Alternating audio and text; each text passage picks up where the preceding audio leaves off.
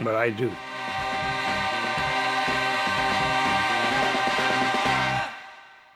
Hair was the first show that allowed the generation gap that had appeared at this point in time when civil protest, rock and roll, and dope, all of it arrived at the same time. Somehow at this show, parents went because they wanted to understand their kids, kids went because they wanted to show their parents what it was.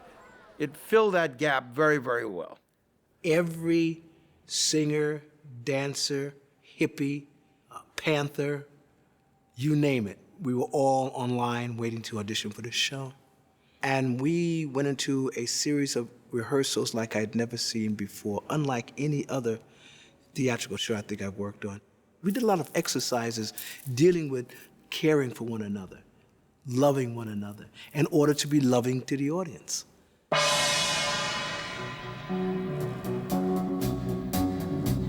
We starve, look at one another, short of breath, walking proudly in our winter coats, wearing smells from laboratories, facing a dying nation. With its downtown run completed, the show moved first to a disco club called The Cheetah, and then, with new director Tom O'Horgan at the helm, Hair moved to the Biltmore Theatre.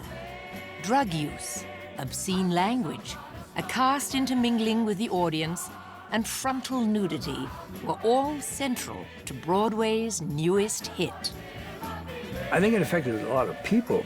People still come up to me, and say that it changed their life. But I don't know if it changed Broadway very much. We had our little day in the sun, and then we retired. Hair ran on Broadway for 4 sold-out years. Along with its enduring hit songs, the show helped to establish the world of off-Broadway and Joe Papp's public theater as important new players in the development of the commercial musical.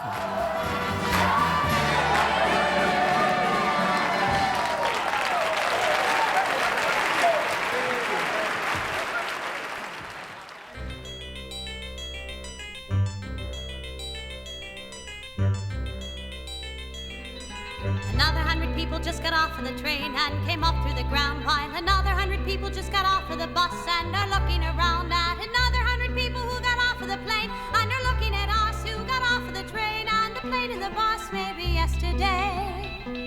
It's a city of strangers. Some come to work, some to play. A city of strangers. It really wasn't until Steve Sondheim came along with Company that somebody was able to take all the stuff that had happened before, the Rodgers and Hammerstein influence, the director influence, the choreographer influence, all that stuff, and morph into something new that sort of said, okay, that's that, now we're into another. By the end of the 60s, Stephen Sondheim had collaborated on 6 Broadway shows. He followed up his lyric writing for West Side Story with another landmark, Gypsy, and then wrote both music and lyrics for a string of shows, including A Funny Thing Happened on the Way to the Forum. In 1970, Sondheim teamed up with Hal Prince on Company and plunged the musical into a new era. I wanted you to read them because I thought... The show was based upon a group of short plays by George Furth, which dramatized the realities of married life in New York City. It's the little things you do together, that make perfect relationships. The hobbies you pursue together, savings you accrue together, looks you misconstrue together, that make marriage a joy. Company does deal with upper middle class people with upper middle class problems. Broadway theater has been, for many years, supported by those people. They really want to escape, and here we're saying, bring it right back in their faces. What they've been trying to, what they came to a musical to avoid, they suddenly find facing them on the stage. It's not so hard to be married. It's much the simplest of crimes. It's not so hard to be married. I've done it 3 or 4 times.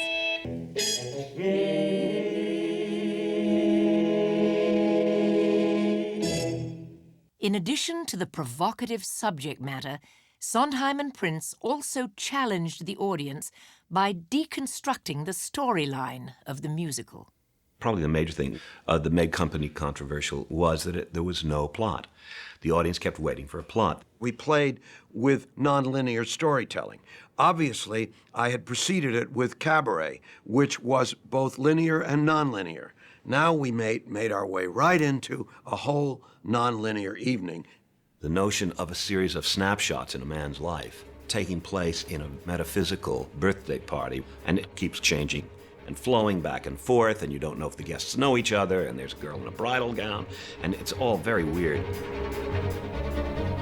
Pardon me, is everybody here? Because if everybody's here, I want to thank you all for coming to the wedding. I appreciate you going even more. I mean, you must know there's better things to do and not a word of Paul. I'm Paul, you know the man I'm going to marry, but I'm not because it wouldn't ruin anyone as wonderful as he is. Thank you all for the gifts and the flowers. Thank you all. Now it's back to the showers. Don't tell Paul, but I'm not getting married today.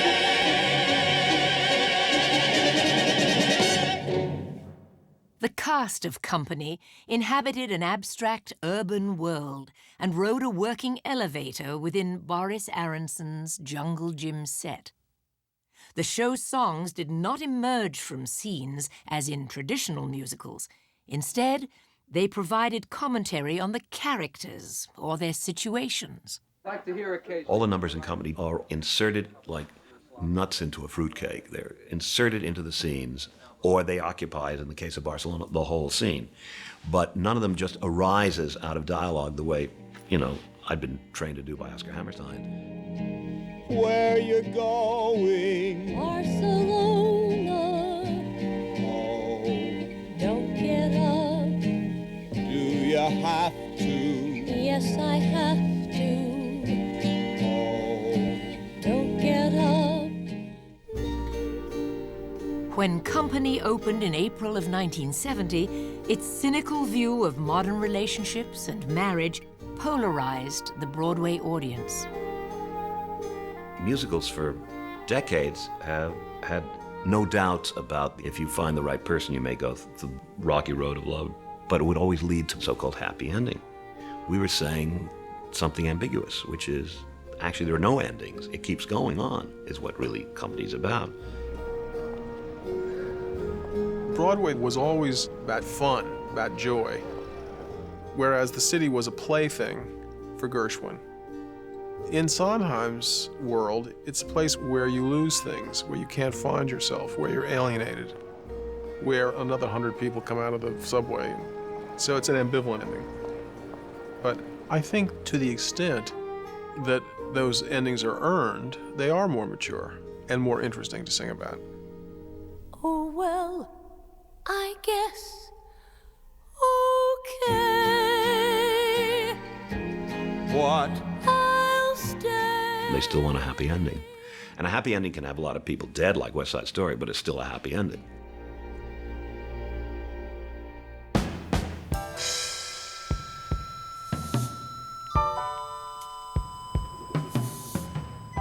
By the early 70s, New York City, like the rest of America, was in a deep recession. And nowhere was that more evident than on the Great White Way. This area in the 70s was a sewer. This was the den of pornography, prostitution, felony crime, drug dealing, you name it. What Broadway needed was a hit. This time, it would come not from a big-time star, but from the supporting cast, the dancers, the self-titled gypsies who provided the backbone of a musical. Chorus dancers on Broadway are blue-collar workers. It's a life commitment, and it's something that either you have inside of you and you have to do it, or maybe you should go sell hamburgers instead, because it's not for sissies, contrary to popular belief.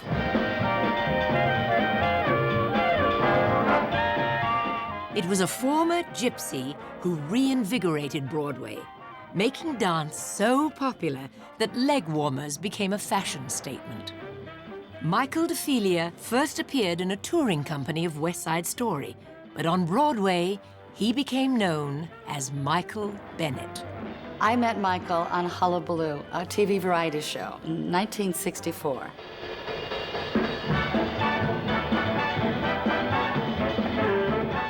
One day, we're dancing side by side, and we're bringing the jerk to new heights. And I say, Michael, what are you going to do when you grow up? You can't keep doing this the rest of your life. Did you ever think of that, huh?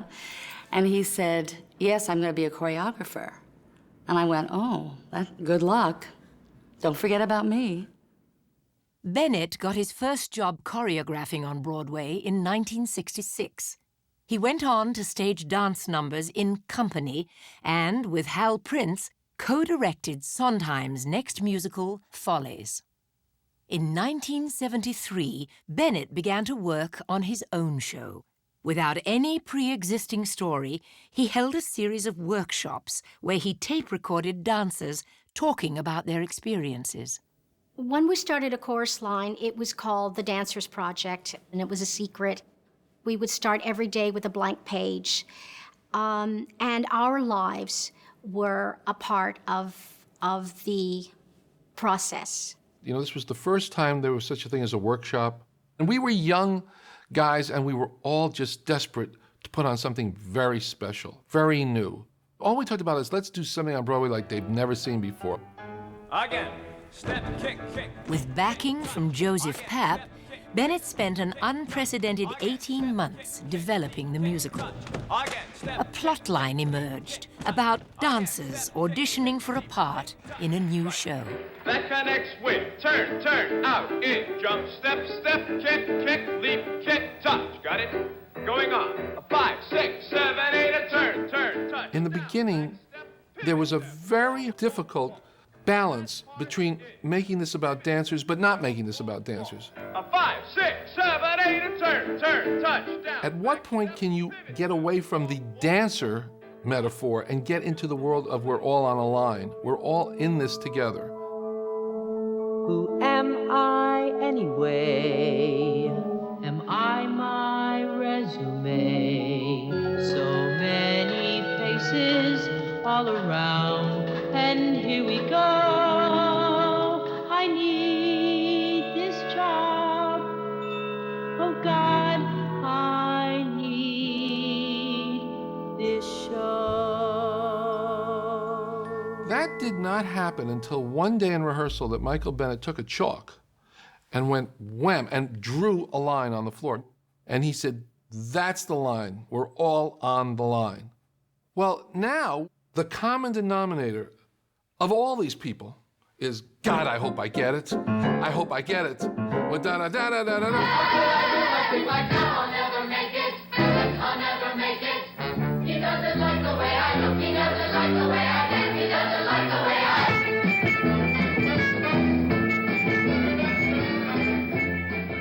Everyone has dreams and hopes, and there was something in that show for everybody. Men who were just retired would write me letters and say, your character made me go out and start a new business. Football players would say, the line. They would talk about the line, being on the line. Most dramatically, for the show's finale, Bennett transformed a classic Broadway kick line into a bittersweet comment on the life of a dancer. Singular sensation, every little step she takes. One thrilling combination, every move that she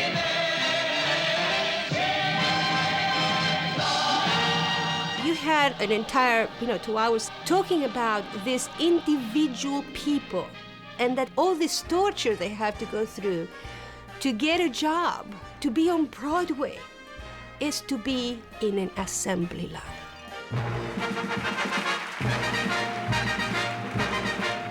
That was the genius of Michael. He gave the audience what they expected. What he meant was something else.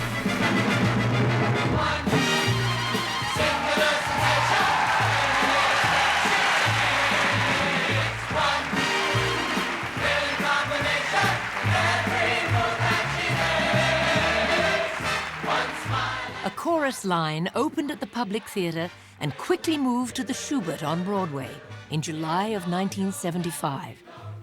It stayed there for over 15 years, breaking all existing box office records. Michael Bennett and the chorus line totally changed the musical theater. It really saved the financial fortunes of the Schubert organization. It was a catalyst for the improvement of this area. And of course, this area now is the most desirable area in New York. I saw a chorus line at the Schubert Theater in Chicago. I was in the last row of the last balcony. I saw the show. I went back to my dancing school, to my teacher, and I said, "You've got to teach me to do turn, turn, out, in, jump, step," which was in the opening combination. 2 years later, I auditioned, I got the show, and I went on tour with the show. And when I went on the first time, and I was doing the opening combination, and I remember thinking to myself, I wonder who's in the back row. True story. At the same time a chorus line was moving to Broadway, a new musical was staged by another dancer-turned-director, Bob Fosse. The winner is Bob Fosse. In 1973, he became the only person ever to win the Triple Crown of directing. The Emmy Award for Liza with a Z, the Tony for Pippin, and the Oscar for Cabaret.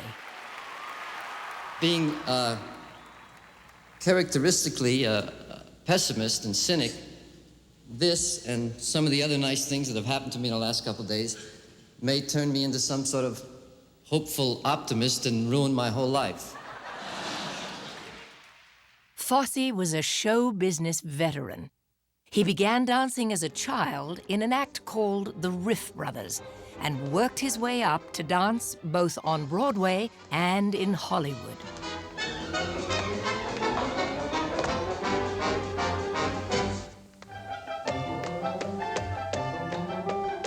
When I first met him, he auditioned to be a dancer in movies, and he had no idea he was going to be a choreographer.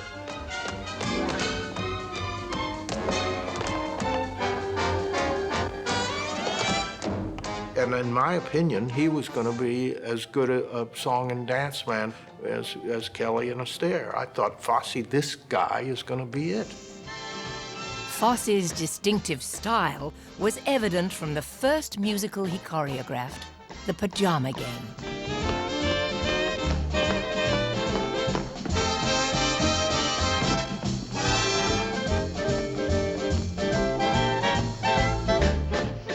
While working on his next production, Damn Yankees, he met Gwen Verdon and ended up creating 5 shows for her. Verdon became the quintessential Fosse dancer, and in time, his wife as well. Who's got the pain when they do the mambo? Who's got the pain when they go up? Who's got the pain when they do the mambo? I don't know who. Do you? He loved women. He loved to make them look beautiful.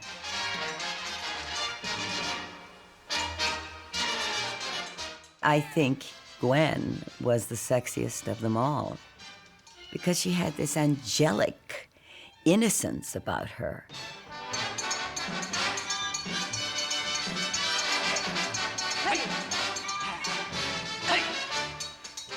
Over the next 2 decades, Fosse refined his signature style. I suppose if you repeat something enough times, it's called a style, you know.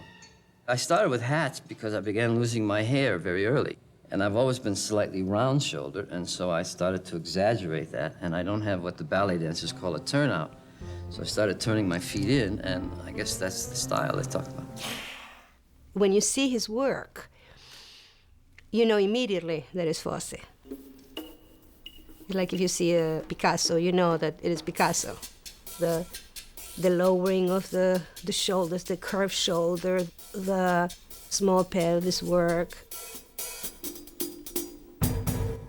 In 1975, Fosse created a musical out of a Prohibition-era story of corruption and murder. He turned to the composing team of Kander and Ebb, and together they beefed up its show business elements. Fosse's most enduring work for Broadway would be called Chicago.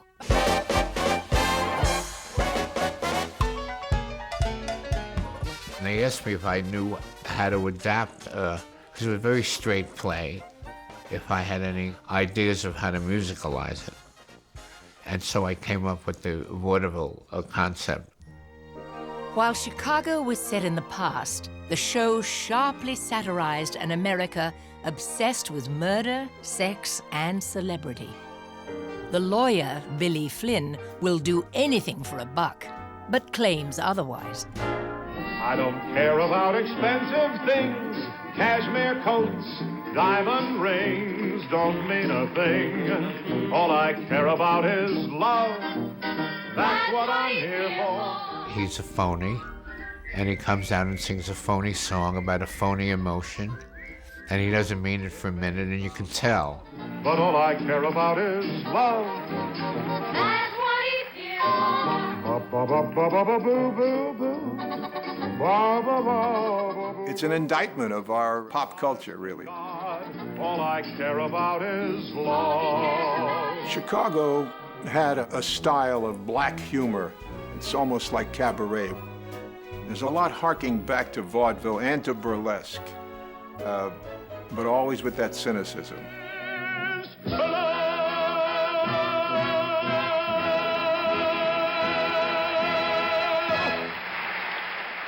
When Chicago opened in '75, it got very mixed reviews.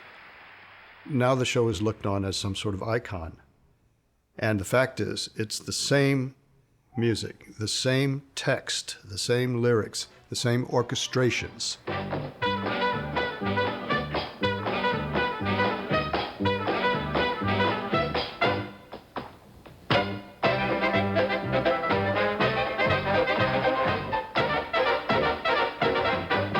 People went in expecting to see a vaudeville, a happy thing, and it was very dark. I don't think the public was really ready for it. And of course, it opened 5 days after Chorus Line, which made it very tough on the reviews. And like I say, it was a little ahead of its time.